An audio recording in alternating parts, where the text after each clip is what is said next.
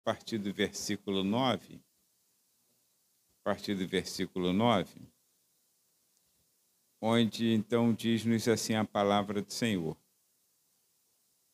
Então Ana se levantou, depois que comeram e beberam em Siló. E Eli, o sacerdote, estava sentado numa cadeira junto a um pilar do templo do Senhor. Ela, pois, com amargura de alma, orou ao Senhor e chorou abundantemente. E votou um voto dizendo: Senhor dos exércitos, se benignamente atentares para a aflição da tua serva, e de mim te lembrares, e da tua serva te não esqueceres, mas a tua serva deres um filho varão, ao Senhor o darei por todos os dias da sua vida, e sobre a sua cabeça não passará navalha.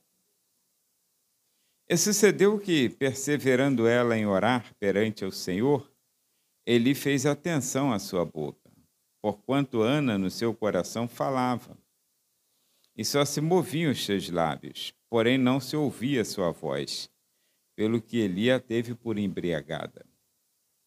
E disse-lhe Eli: Até quando estarás tu embriagada? Aparta de ti o teu vinho. Porém Ana respondeu e disse: Não, Senhor meu, eu sou uma mulher atribulada de espírito, nem vinho nem bebida forte tenho bebido, porém tenho derramado a minha alma perante o Senhor.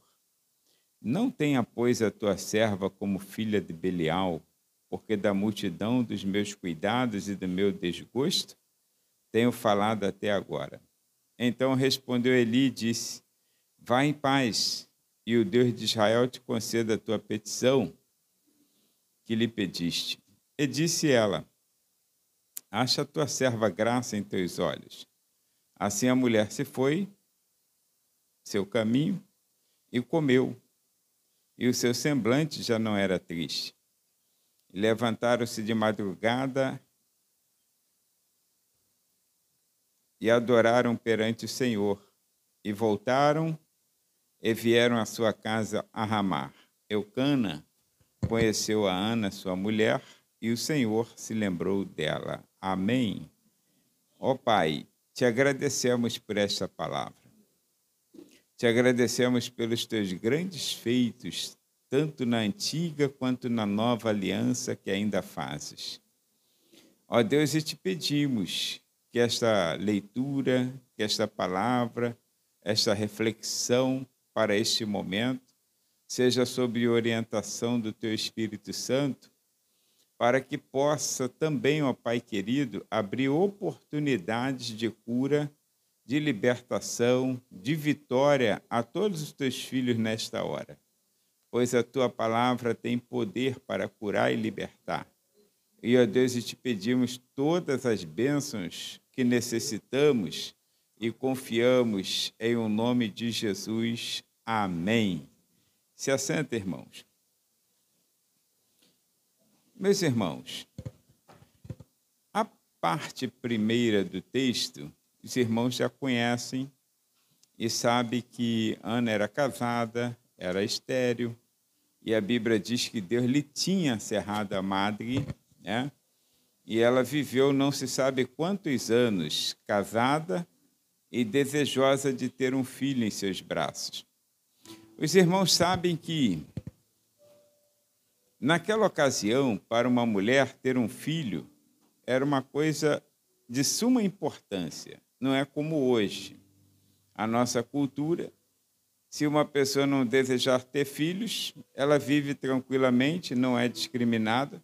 Fica alguns cobrando aí, né? Às vezes um pai que quer ser avô, a mãe que quer ser avó, mas são pouquíssimos casos. Ou alguém que fica, vai ter filho, não. Mas se você falar assim, eu não quero, vou optar por não ter filho. Não tem discriminação nenhuma por parte da maioria das pessoas, né? Agora, nessa ocasião, aquilo era muito difícil para uma mulher. não ter filhos. Então, vamos entender que é o maior problema que ela tem, a maior dificuldade. Para uns parece ser insignificante, mas para ela é a maior problemática de sua vida. O que nós estaremos entendendo, ou procuraremos entender, irmãos, é que, a priori, todo mundo tem uma dificuldade. Todos nós temos problemas. E cada um sabe onde o seu calo aperta, dói. Verdade ou não é? Cada um sabe qual é a dificuldade que tem. Às vezes, seu problema que tanto te aflige, para mim eu posso olhar com desdém e falar, quem me dera fosse meu problema esse, eu tiraria de letra, né?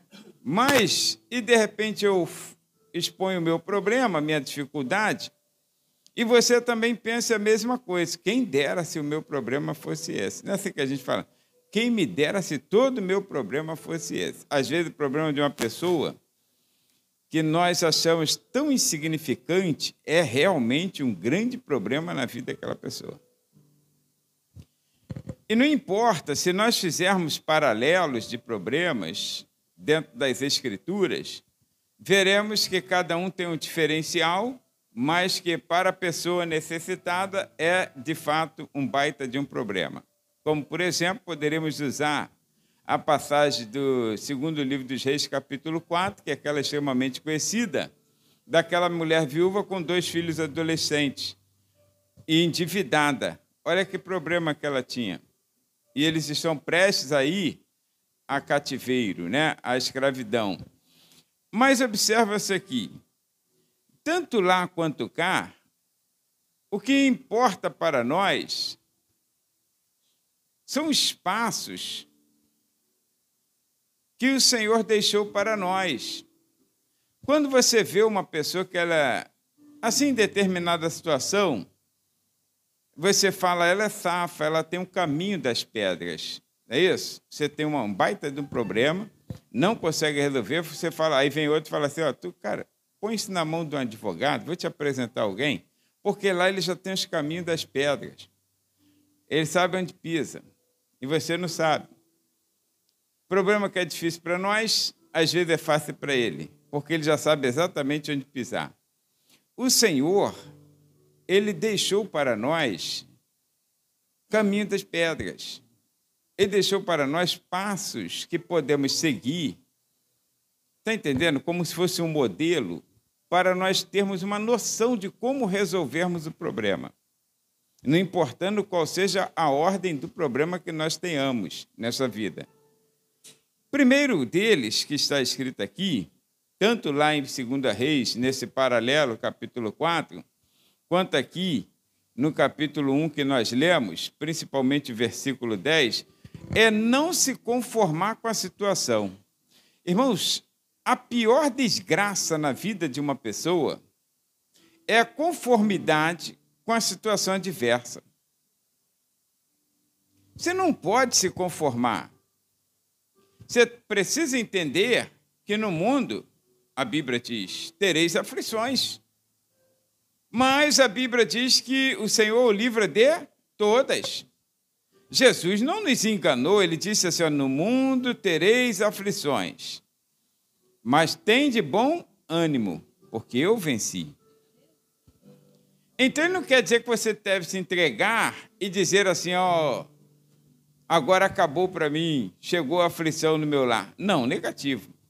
O primeiro passo que o Senhor dá em qualquer situação em que aconteceu milagres, ou se alguns mais céticos, mais teólogos quiserem falar, não, tem uma diferença entre milagre e provisão. Para mim, tudo que eu não posso fazer é milagre. Tá? Eu englobo tudo no campo do milagre, que eu não posso fazer. Mas o primeiro passo importantíssimo é não se conformar com a situação. Olha, se você parar para perceber, o cego de Jericó se conformou em ser cego, tendo uma oportunidade de enxergar? O paralítico no tanque de Betesda estava conformado, apesar de 38 anos, está naquela situação, se conformou em ser paralítico. A mulher do fluxo de sangue se conformou em ser uma mulher hemorrágica durante o resto de sua vida.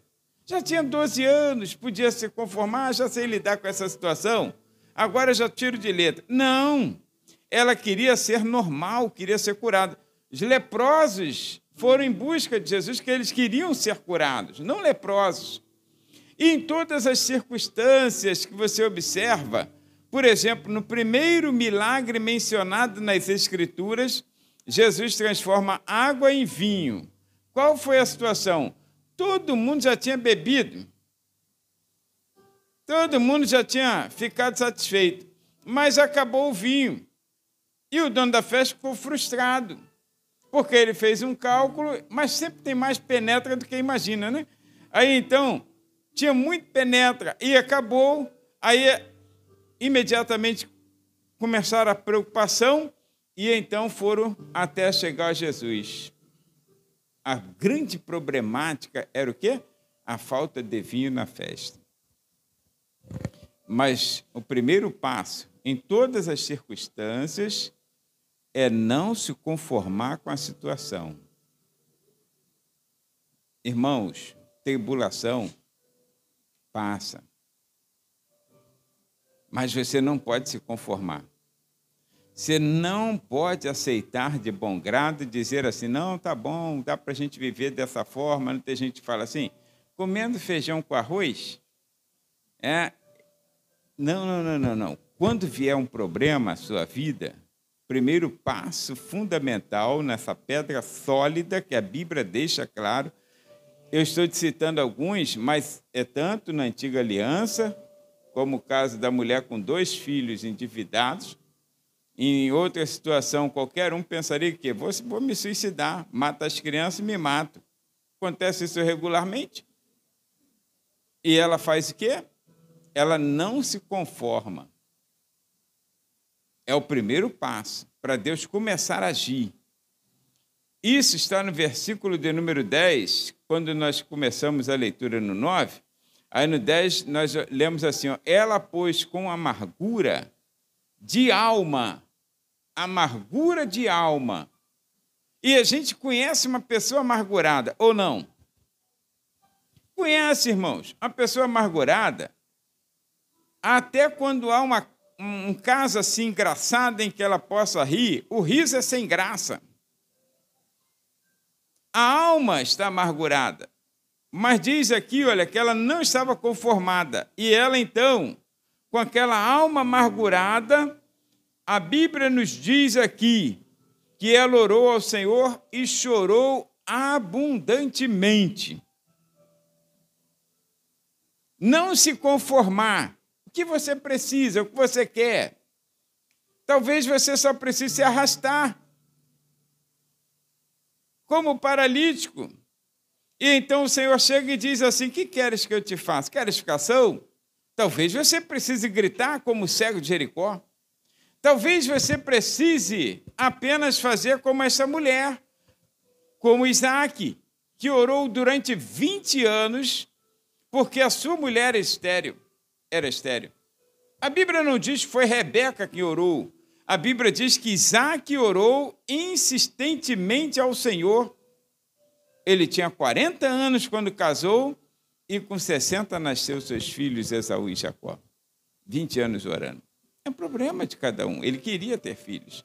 Ele queria que Deus cumprisse a promessa feita a Abraão, seu pai.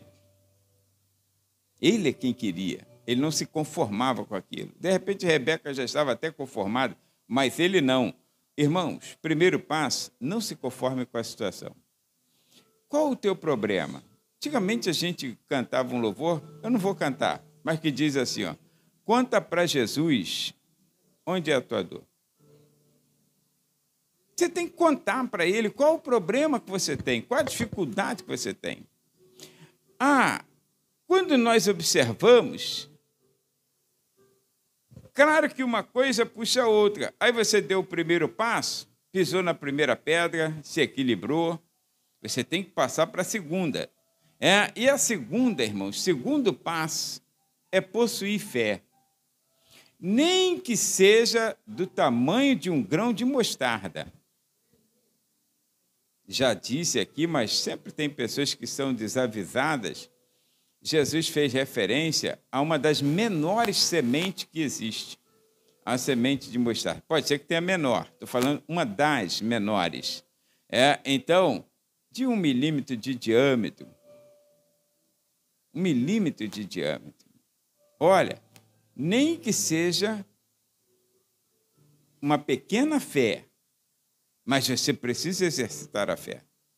Precisa possuir fé. Às vezes a fé parece que ela não está existente, ou parece que ela está morta. Mas a fé que uma vez foi dada a nós, às vezes ela fica lá quietinha. Você precisa mexer com ela. Está entendendo? Precisa mexer com a fé. Você precisa fazer essa fé se mover, se movimentar. E, às vezes, ela se movimenta com uma palavra que vem. A fé vem pelo ouvir. Ouvir a palavra de Deus. Às vezes, por algo que você viu, alguma coisa que Deus fez, aí aquilo também faz crescer em você, eu também tenho chance. Se fulano ganhou, por que eu não posso ganhar? E você sabe que no decorrer da bênção, é alguém que estava na fila e saiu. Aí vai chegar a tua vez. Saiu da frente, você está cada vez mais próximo de receber o que Deus tem para você. Agora, precisa exercitar a fé. Ainda que seja como um grão de mostarda. Por quê? O versículo 10, que nós já falamos, mencionamos, mais o 11 e o 12, ela disse assim, e diz o texto que ela falou assim, e votou um voto ao Senhor. Uma mulher que é estéril, a problemática dela está aí, a impossibilidade de gerar filhos, e o problema não está no esposo, mas está nela, porque ele já tem filho com outra. Ele é bígamo. Então, quando está acontecendo aqui, olha, ela então, orando com amargura, ela fez um voto ao Senhor, dizendo, Senhor dos exércitos. Isso é fé ou não é fé?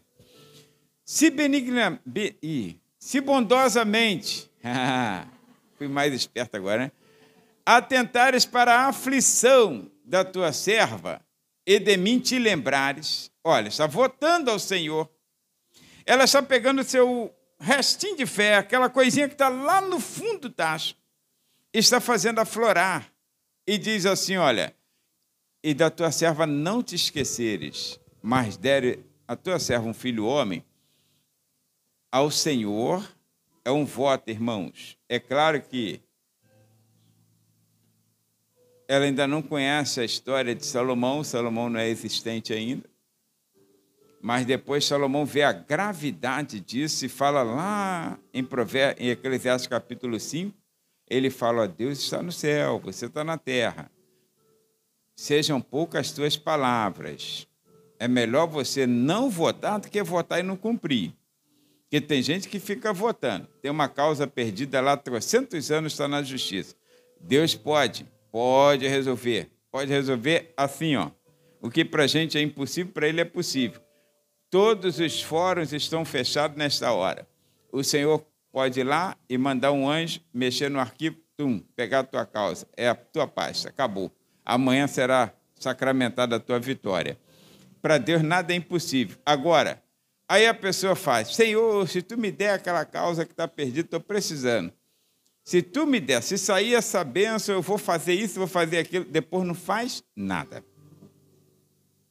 Deus não vai retirar a bênção que te deu, mas virá um boleto de cobrança. Porque, irmãos, Deus não quer nada, não te pede nada além da tua fidelidade do teu coração. Agora, se você falar que vai dar, então trata de dar.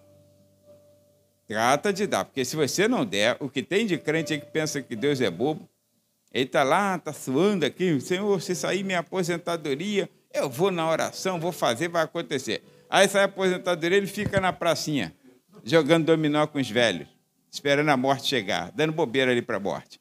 Ó, se você prometeu, se você não prometeu, fica lá.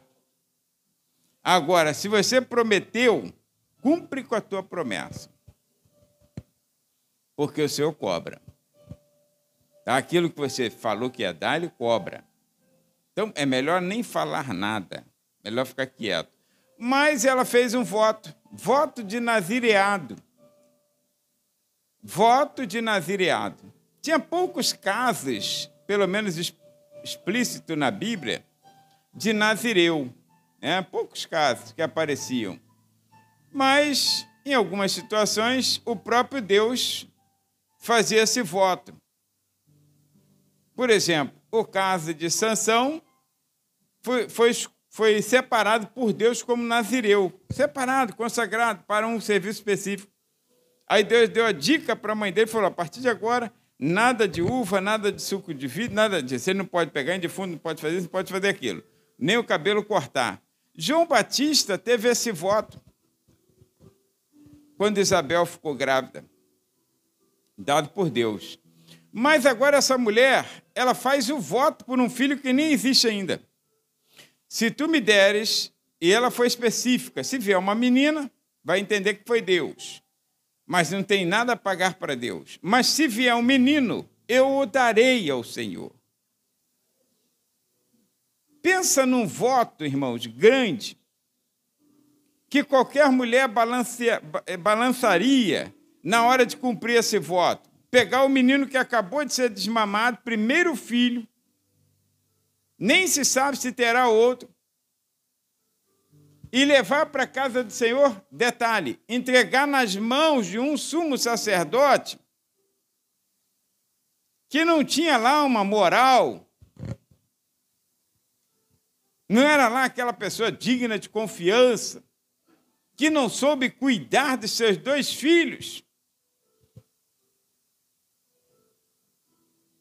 Mas ela cumpriu o voto. Então, olha, é fé. Isso aí a gente chama de fé. Possuir fé. Precisa possuir fé. Aí ela diz assim, eu darei ao Senhor, tá?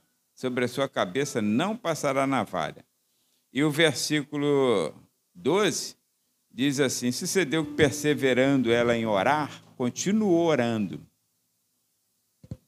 Não se sabe quanto tempo ela ficou prostrada em oração, mas ela estava orando. E pela perseverança, dá-nos a entender que ficou bastante tempo, mais do que o comum. Porque aí, a Bíblia diz assim, Eli fez atenção à sua boca. Como que diz? Pô, essa mulher, para ver se... Será que ela não morreu, não desmaiou? Que às vezes a gente dorme ajoelhado, entendeu? É comum, tá? Para quem trabalha, acorda cedo, dorme tarde, né? Às vezes, né, Ana? Aí dormir ajoelhado não é comum?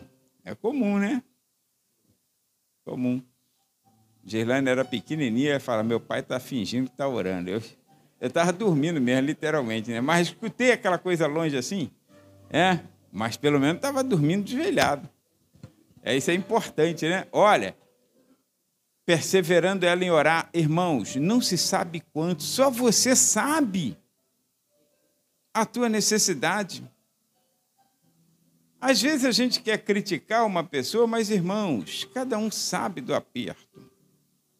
E ela perseverou em orar, isso quer dizer que ela está utilizando todo o seu recurso chamado fé, que todos nós podemos. Então, esse passo é fundamental, porque é necessário. Depois, ela não sabia disso. Olha, hoje somos mais privilegiados, aí temos esse conhecimento, que é necessário que aquele que se aproxima de Deus saiba que Ele existe e que é galardoador dos que o buscam. Porque sem fé é impossível agradar a Deus. Então, ela chega naquele momento ali, usando a fé. Agora, qual foi o milagre que você viu ou leu nas Escrituras, tomou conhecimento, que não teve o exercício da fé? Alguém tem algum milagre que não teve o exercício da fé? Não. Mesmo quando a fé aparentemente não partiu da pessoa quem recebeu, partiu da pessoa quem clamou, quem intercedeu. O caso da filha de Jairo, o caso da viúva de Naim, a fé estava ali. A fé estava ali. O caso centurião, o caso daquele paralítico que foi levado por 4 amigos para ser curado pelo Senhor. Não houve fé nele. O Senhor viu fé neles. Não diz que foi no paralítico, mas naqueles que levaram, nos amigos. Então, tem casos que nos mostram que a fé não partiu da pessoa que estava necessitada, mas de alguém que estava intercedendo. Mas, em todos os casos, houve fé. Sem fé é impossível agradar a Deus, tá? Agora, terceiro passo, que é uma pedra fundamental, irmãos, é saber a quem clamar. Tem gente que atira para tudo quanto é lado. É Santo Antônio, São João, São Judas Tadeu. Se bobear, até coloca São Judas Iscariotes, né? Então, ele atira para tudo quanto é lado. Olha, você tem que saber a quem clamar. Essa mulher sai da sua casa, da sua cidade, e vai até a casa do Senhor. E lá ela vai clamar ao Senhor, Deus de Israel, Deus de Abraão, Isaque e Jacó. Todas as pessoas que se dirigiram ao Senhor, em todas as épocas, foram muito bem-sucedidas. Você tem que saber a quem clamar. Às vezes, em determinadas situações, a representação humana era como se fosse ao Senhor. Não quer dizer que era o Senhor, mas nos tempos mais difíceis do que os nossos, porque hoje o véu do templo se rasgou, nós estamos numa nova aliança e nós temos livre acesso ao trono do Pai pelo que Cristo fez na cruz do Calvário. Não é sem cruz, não, tá? Não adianta tentar passar pela cruz e, vou conseguir. Não, tem que passar na cruz do Calvário. O que nós temos, somos ou recebemos hoje, o mérito sempre será do Senhor Jesus. Tá? Do Senhor. Não adianta você se empolgar, Deus tem me ouvido aí, Deus tem... Não, o mérito é do Senhor. Tanto para o intercessor, quanto para aquele que está intercedendo aqui, particularmente sem depender de um intercessor contigo, o mérito é do Senhor. Tudo que Jesus conquistou na cruz é direito nosso, é nossa herança, não é assim? Então, olha, no passado, eles ainda não estavam com uma nitidez da cruz de Cristo. Embora o Antigo Testamento, a Antiga Aliança, apontava para Cristo. Mas nem todos tinham essa compreensão. Então, essas pessoas faziam o quê? Elas iam ao profeta, buscar ao sacerdote, como o caso daquela viúva que nós falamos do capítulo 4, 2 Reis. Quando ela precisou buscar ao Senhor, onde ela foi?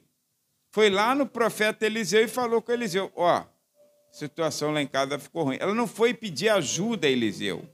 Ela estava clamando ao Senhor. Aí ela clamou e Eliseu falou, o que te hei de fazer? Então, olha, ela estava clamando, ela foi em busca, porque Eliseu ali é a representação de Deus. Você sabe que o profeta de Deus, o que ele fala está falado. Você percebe que Elias, no seu ímpeto, ele não orou a Deus, mas disse assim, porém eu vou dizer, não cairá chuva sobre Israel. Ele disse, não foi Deus. E a Bíblia diz assim, e durante 3 anos e 6 meses não choveu em Israel. Agora, para chover em Israel, ele falou que agora ele está mais calmo. Ele falou que pode chover. Não. Foi buscar o Senhor. 7 vezes subia para o monte. Estava lá, cabeça entre os joelhos, orando ao Senhor. Até que Deus ouviu a sua oração e mandou abundante chuva. Está vendo? Mas no ímpeto, quando ele falou, acabou. É isso mesmo. Que falou, está falado. Tá? Era a voz de Deus, o profeta. Então ele tinha uma autoridade. E eles sabiam disso. Aí clamava o profeta. Nesse caso aqui, o sacerdote estava fazendo a figura do Senhor. A palavra do Senhor era muito rara. Nós lemos isso no capítulo 3, naqueles dias. Quer dizer que Deus não estava levantando profetas comuns, né, para o dia a dia. Aí, então, o sacerdócio fazia a representação divina. Olha, tem que saber a quem clamar. Clama a Deus. Clama a Deus. Não fica buscando para cá e para lá, não. Vá a Deus e você pode...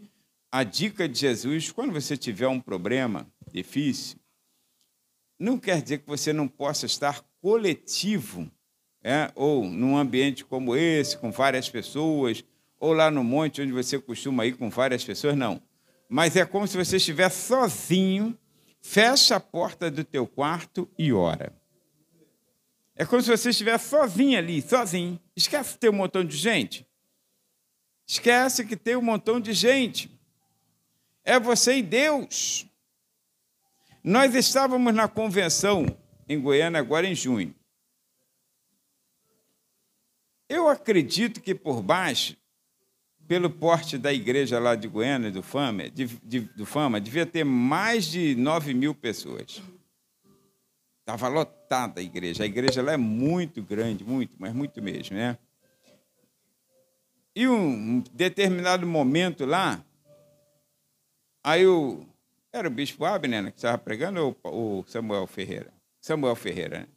Ele chamou o pessoal para levantar e quem quisesse ir lá na frente orar. Aí você imagina, para receber cura.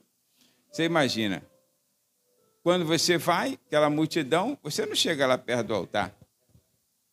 Você praticamente fica no teu lugar, só anda um pouquinho para dizer que você andou. Igual quando vem muita gente aqui, né? A pessoa fica lá no corredorzão, não chega até aqui. Mas, irmãos, a fé. Ana recebeu a cura dela lá. Olha, eles lá nem vão saber disso. Porque quando Deus toca no homem de Deus para essa situação, o que valerá, de fato e de verdade, é o exercício da tua fé e saber a quem clamar. Nós já participamos e já vimos muitas coisas que Deus fez à vida de pessoas. E em todas essas situações, a glória nunca precisa ou deve ser do homem. A glória é de Cristo. Porque Ele é quem deu fé a nós e Ele que aguça essa fé. Aí você sabe a quem clamar. Irmãos, clame a Deus. Está difícil? Clame a Deus. Ora ao Senhor. E o melhor lugar de orar é na presença do Senhor, na casa do Senhor. Na casa do Senhor. Ora, vá para o teu cantinho assim, ó. Fica lá. Se você quiser chorar, tu vai chorar. Ninguém tem nada com a tua vida para criticar ou para ficar especulando o que será que está acontecendo. É você e Deus. É você e Deus. Deixa que as pessoas falem. Aqui o sacerdote chegou a julgar a mulher que estava bêbada. Olha só. Sem conhecer a pessoa, julgando. Ela, meu Senhor, não é isso não. Não é isso não. Não sou bêbado não. Tua serva tem grande aflição de alma. E explicou a situação. Agora quero dizer para os irmãos, dentro dos versículos 13 a 16, nós também lemos. Quando diz que Ana, no seu coração falava e os lábios só se moviam, mas não se ouvia a sua voz. Por isso Eli a teve por embriagada. E deu um conselho, era para ela parar de beber, né? Aí Ana respondeu e disse: não, senhor meu, eu sou uma mulher atribulada de espírito. Aí ela confessou, disse o que estava acontecendo com a sua vida ao homem de Deus. Detalhe importante, mesmo ele julgando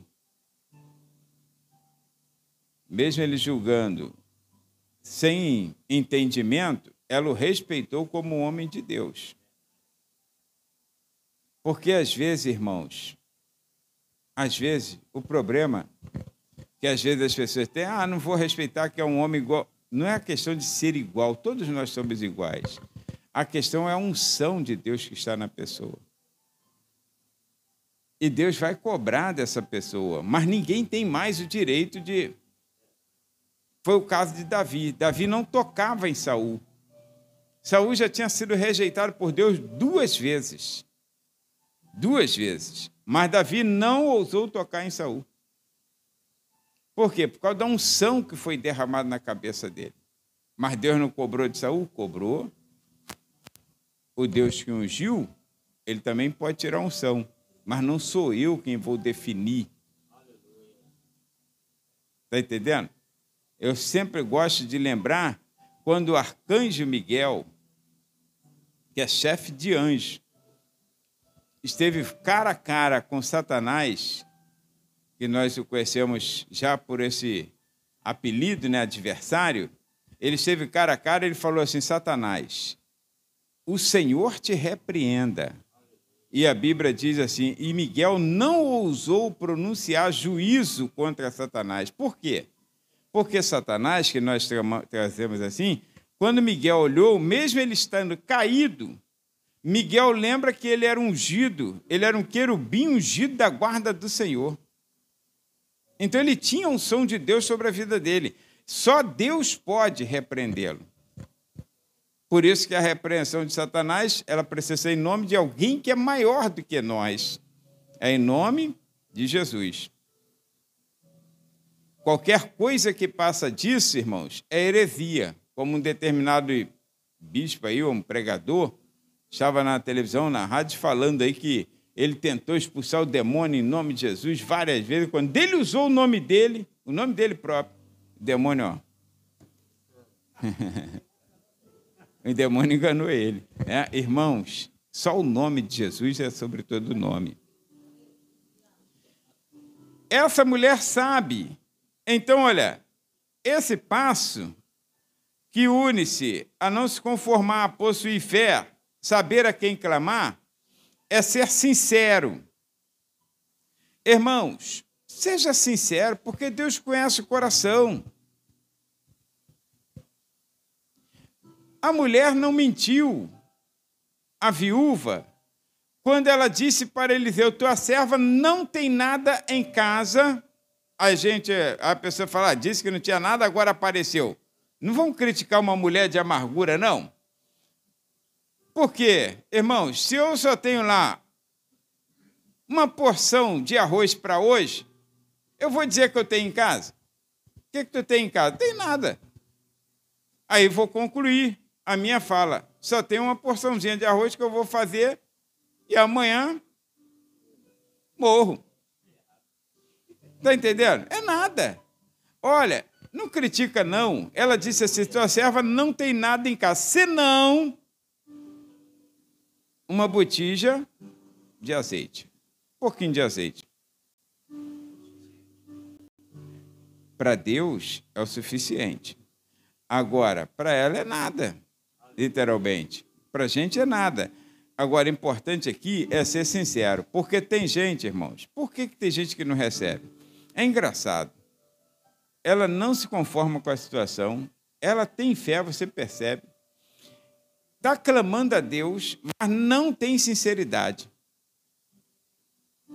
Quer dar uma de pose de que está tudo bem. Irmão, você está ruim, meu filho. Não é para você ficar reclamando, resmungando. Mas, olha, está ruim, não vai dizer que está bom. Está cheio de dor, do alto da cabeça à planta dos pés. Aí o irmão pergunta, tu está sentindo alguma coisa? Não, pô, estou sarado, não me troco por um de 20. Ó, mentiroso. Vai receber o quê? Vai receber cura da coluna? Vai receber cura de alguma coisa? Vou receber se eu estou saradão. Para que o Senhor quer me curar? A Bíblia mesmo fala que os sãos não necessitam de médico. Aí eu digo assim, não, meu irmão, a coisa está ruim, mas Deus está no negócio aí. Né? O vento está soprando, mas eu creio que Deus dará vitória. Agora, irmãos, não faz pose de que está bem, não. Se tiver ruim, não faz pose de que está bem, não.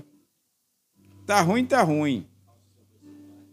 Tá ruim, tá ruim. Eu lembro que eu já falei para os irmãos, passei uma vez um período muito difícil, e uma vez o pastor Iris me perguntou, porque eu estava a pé.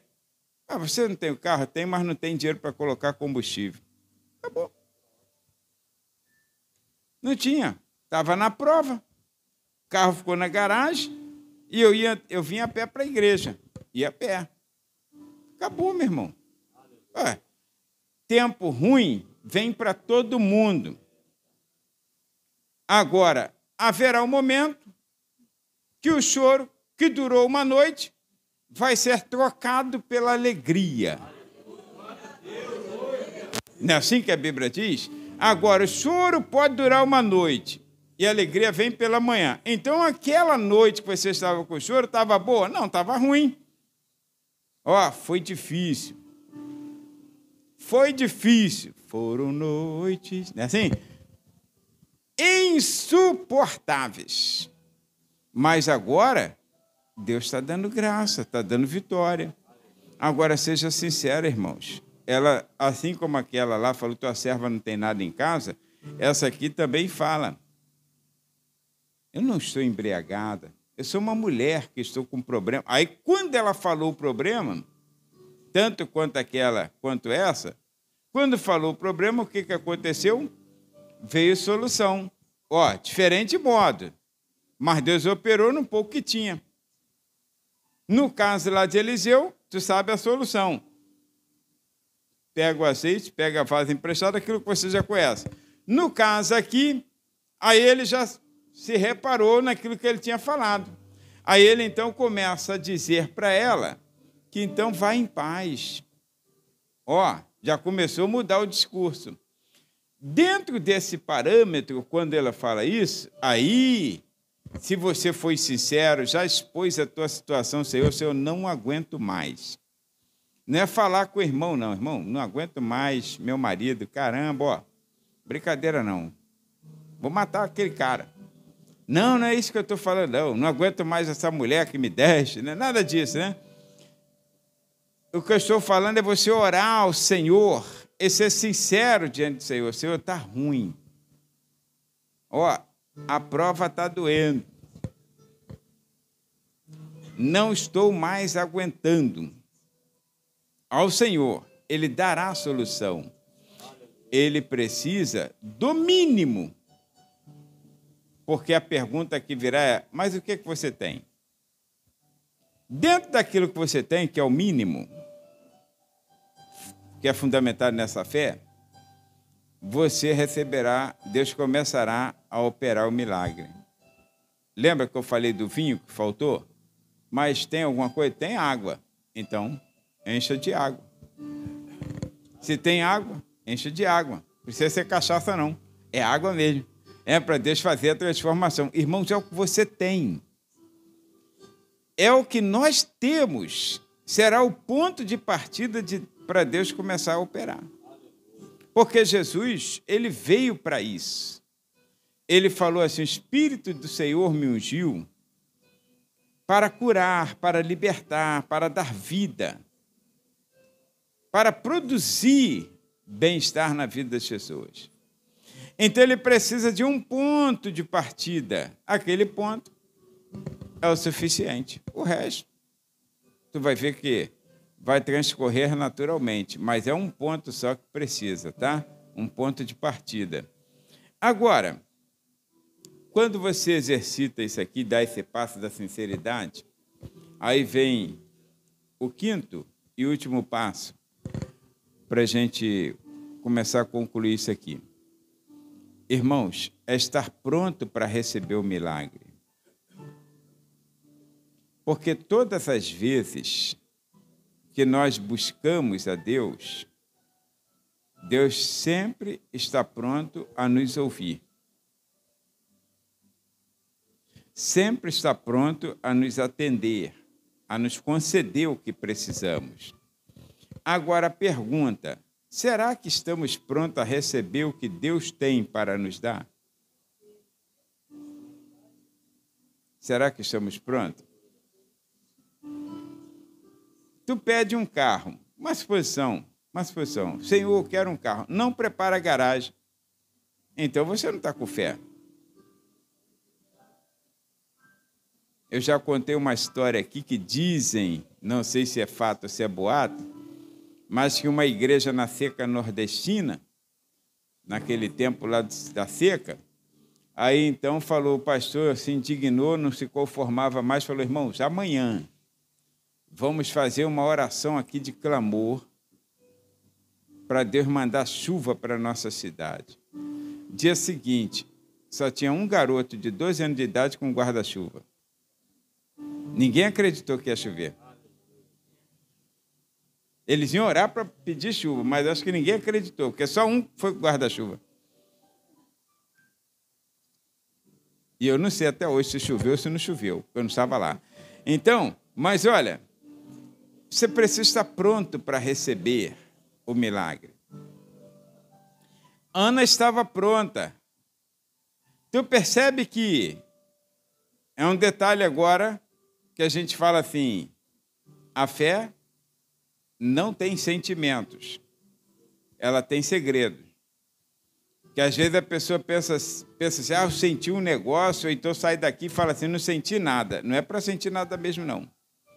O emocional, na maioria das vezes, atrapalha a obra de Deus. Muita emoção, às vezes, atrapalha. Aí a pessoa fica frustrada, achando que foi Deus que errou. Não, foi Deus não, foi o emocional que atrapalhou. Pode observar que nos milagres que Jesus opera, o Senhor não trabalha no emocional. Não trabalha no emocional. Os leprosos, 10 leprosos, sentiram alguma coisa? Não. Não sentiram nada. Eles simplesmente saíram conforme a ordem do Senhor Jesus. O cego que foi lavar-se no tanque de Siloé, sentiu alguma coisa? Não. Sentiu uma cusparada no olho. Tuf. Então faz a lama lá. Sentiu mais nada. Mas voltou vendo. Não é por sentimento, é por fé. E a fé não tem sentimentos, ela tem segredo. A mulher sentiu alguma coisa quando Eliseu falou, vai para a tua casa, pega teus filhos, pega a vaso emprestado. Sentiu alguma coisa? Não. Sentiu nada. Mas quando começou a entornar o azeite, viu que Deus estava operando. Essa mulher, ela não sentiu absolutamente nada. A expressão que diz aqui, a expressão que nos diz aqui